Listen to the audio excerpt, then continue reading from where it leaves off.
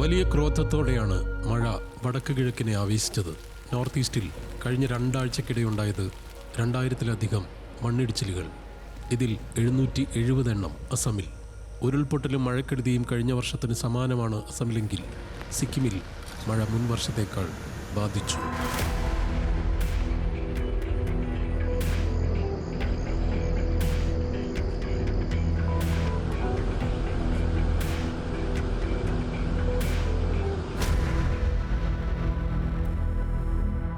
ഒരാഴ്ചയ്ക്കുള്ളിൽ north eastern മഴക്കെടുതിയിൽ മരിച്ചവരുടെ എണ്ണം 55ആയി.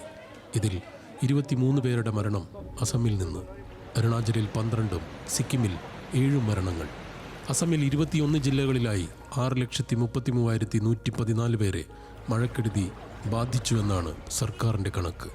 21,749 ഹെക്ടർ ഭൂമിയിലെ കൃഷിയെ പ്രളയവും കാറ്റും ബാധിച്ചു. അസമിലെ ശ്രീഭൂമി ജില്ലയിൽ മാത്രം 2.25 ലക്ഷം പേരെ മഴക്കെടുതി ബാധിച്ചു എന്നാണ് കണക്ക്.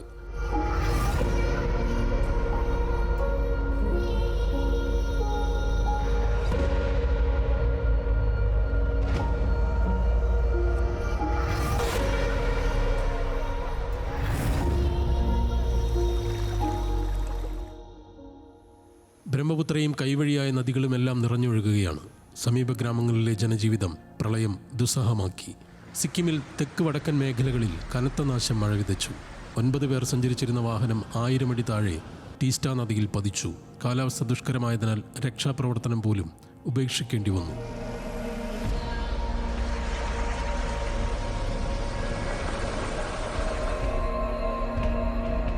അരുണാചൽ ലോവർ സബൻസിരി ഡിവിഷനിലെ സിലോ കംലി റോഡിൽ വലിയ മണ്ണിടിച്ചിലുണ്ടായി. അപ്പർ സബൻസിരി ജില്ലയിലും മഴക്കെടുതി രൂക്ഷമാണ്.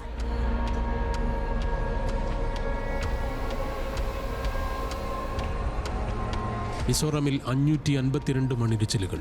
മണിപ്പൂരിൽ 93 മണ്ണിടിച്ചിൽ. മണിപ്പൂരിൽ 1,65,787 പേരെ മഴക്കെടുതി ബാധിച്ചുവെന്നാണ് സർക്കാരിൻ്റെ കണക്ക്. തെക്കൻ ഇംഫാൽ ജില്ലയിലും കനത്ത മഴയാണ്. വടക്ക് കിഴക്കൻ സംസ്ഥാനങ്ങളിൽ വ്യാപക കൃഷിനാശം എന്ന് വ്യക്തം. 3.5 ലക്ഷം പേരെ റിലീഫ് ക്യാമ്പുകളിലേക്ക് മാറ്റി അസമിൽ. അവിടെ ആവശ്യത്തിന് ധാന്യങ്ങളും അരിയും സ്റ്റോക്കുണ്ടോ എന്ന് പ്രധാനമന്ത്രി മുഖ്യമന്ത്രിയോട് ആരാഞ്ഞതായി ദേശീയ മാധ്യമങ്ങൾ. കാരണം മഴ ശമിക്കാനിടയില്ല. തെക്കൻ അസമിലെ കച്ചാർ മേഖലയിലെ ക്യാമ്പുകളിലേക്ക് അസം മുഖ്യമന്ത്രി നേരിട്ടെത്തി.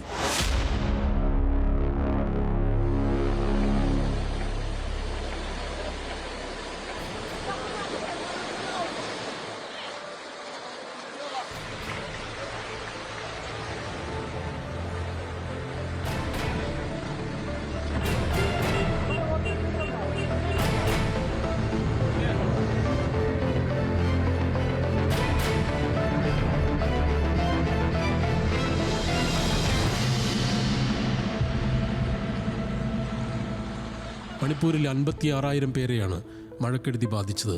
ഇംഫാൽ വാലിയിൽ റിലീഫ് ക്യാമ്പുകൾ തുറന്നു. അസം റൈഫിൾസും സൈന്യവും ചേർന്ന് 944 പേരെ വിവിധയിടങ്ങളിൽ നിന്ന് രക്ഷപ്പെടുത്തി. 2025-ൽ 700-ലധികം മണ്ണിടിച്ചിലുകളാണ് സിക്കിമിലുണ്ടായത്. മഴ സിക്കിം വിനോദസഞ്ചാരത്തെ കാര്യമായി ബാധിക്കും. മിസോറാമിൽ 675 മണ്ണിടിച്ചിലുകൾ ഈ വർഷം ഉണ്ടായി എന്നാണ് കണക്ക്. പാറയും മണ്ണുമിടിഞ്ഞ് നിരവധി വീടുകൾ ഇത്തവണ തകർന്നു. 199 പേരെ എയർഫോഴ്സ് ഹെലികോപ്റ്റർ വഴി സിക്കിമിലെ വിവിധ മേഖലകളിൽ നിന്ന് രക്ഷപ്പെടുത്തി. വടക്കൻ സിക്കിമിൽ 59 ടൂറിസ്റ്റുകളെയാണ് എയർലിഫ്റ്റ് ചെയ്തത്.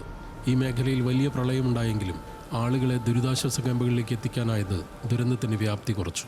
അരുണാചലിൽ 24 ജില്ലകളിലെ 214 ഗ്രാമങ്ങളിലായി 33,000 പേരെ മഴ ബാധിച്ചു. ബ്രഹ്മപുത്രയുടെ കൈവഴികളെല്ലാം നിറഞ്ഞു കവിയുകയാണ്.